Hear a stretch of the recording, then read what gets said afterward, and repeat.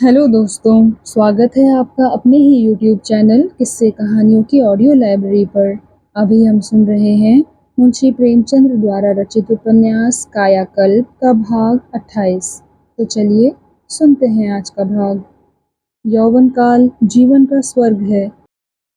बाल्यकाल में यदि हम कल्पनाओं के राग गाते हैं तो यौवन काल में उन्हीं कल्पनाओं का प्रत्यक्ष स्वरूप देखते हैं और वृद्धावस्था में उसी स्वरूप का स्वप्न। कल्पना पंगु होती है, स्वप्न मिथ्या। जीवन का सार केवल प्रत्यक्ष में है। हमारी दैहिक और मानसिक शक्ति का विकास यौवन है। यदि समस्त संसार की संपदा एक ओर रख दी जाए और यौवन दूसरी ओर, तो ऐसा कौन प्राणी है जो उस विपुल धनराशि की ओर आंख उठाकर भी देखे। वास्तव में यौवन ही जीवन का स्वर्ग है और रानी देवप्रिया किसी सौभाग्यवती और कौन होगी जिसके लिए यौवन के द्वार फिर से खुल गए थे। संध्या का समय था। देवप्रिया एक पर्वत की गुफा में एक शिला पर अचेत पड़ी हुई थी। महेंद्र उसके मुख की ओर आशापूर्ण नेत्रों से देख रहे थे। उनका शरीर बहुत दुर्बल हो गया है, मुख पीला पड़ गया है और आंखें भीतर घुस गई हैं, जैसे कोई यक्ष्मा का रोगी हो। यहाँ तक कि उन्हें सांस लेने में भी कष्ट होता है। जीवन का कोई चिन्ह है तो उनके नेत्रों में आशा की झलक है। आज उनकी तपस्या का अंतिम दिन है। आज देवप्रिया का पुनर्जन्म होगा। सूखा हुआ वृक्ष नव पल्लवों से लहराएगा। आज फिर उसके यौवन सरोवर में लहरें उठेंगी। आकाश में कुसुम खिलेंगे। वह बार बार उसके चेतना शून्य हृदय पर हाथ रखकर देखते हैं कि रक्त का संचार होने में कितनी देर है, और जीवन का कोई लक्षण न देखकर व्यग्र हो उठते हैं। इन्हें भय हो रहा है कि मेरी तपस्या निष्फल तो न हो जाएगी। एकाएक महेंद्र चौंक कर उठ खड़े हुए। आत्मोल्लास से मुख चमक उठा। देवप्रिया की हथतंत्रियों में जीवन के कोमल संगीत का कंपन हो रहा था, जैसे वीणा के अस्फुट स्वरों से शनैः शनैः गान का स्वरूप प्रस्फुटित होता है, जैसे मेघमंडल से शनैः शनैः इंदु की उज्ज्वल छवि प्रकट होती हुई दिखाई देती है। उसी भांति देवप्रिया के श्रीहीन, संज्ञाहीन, प्राणहीन मुखमंडल पर जीवन का स्वरूप अंकित होने लगा। एक क्षण में उसके नीले अधरों पर लालिमा छा गई, आंखें खुल गई, मुख पर जीवन श्री का विकास हो गया। उसने एक अंगड़ाई ली और विस्मित नेत्रों से इधर उधर देखकर शिलाशय्या से उठ बैठी। कौन कह सकता था कि वह महानिद्रा की गोद से निकल कर आई है। उसका मुखचंद्र अपनी 16 कलाओं से आलोकित हो रहा था। वह वही देवप्रिया थी जो आशा और भय से कांपता हुआ हृदय लिए आज से 40 वर्ष पहले पतिगृह में आई थी।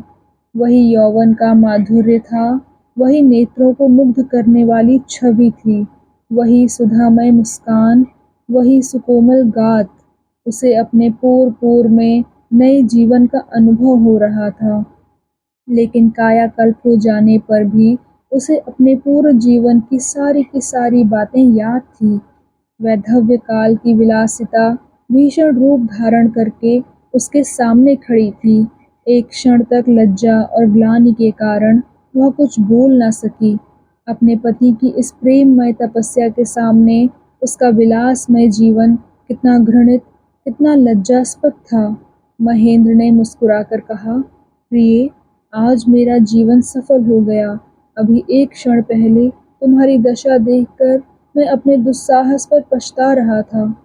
देवप्रिया ने महेंद्र को प्रेम मुग्ध नेत्रों से देखकर कहा, प्राणनाथ, तुमने मुझ पर जो उपकार किया है उसका धन्यवाद देने के लिए मेरे पास शब्द ही नहीं है। देवप्रिया की प्रबल इच्छा हुई कि स्वामी के चरणों पर सिर रख दूं और कहूं कि तुमने मेरा उद्धार कर दिया।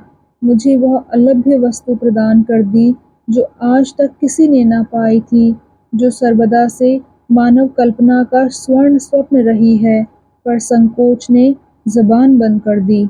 महेंद्र बोले, सच कहना, तुम्हें विश्वास था कि मैं तुम्हारा कायाकल्प कर सकूंगा?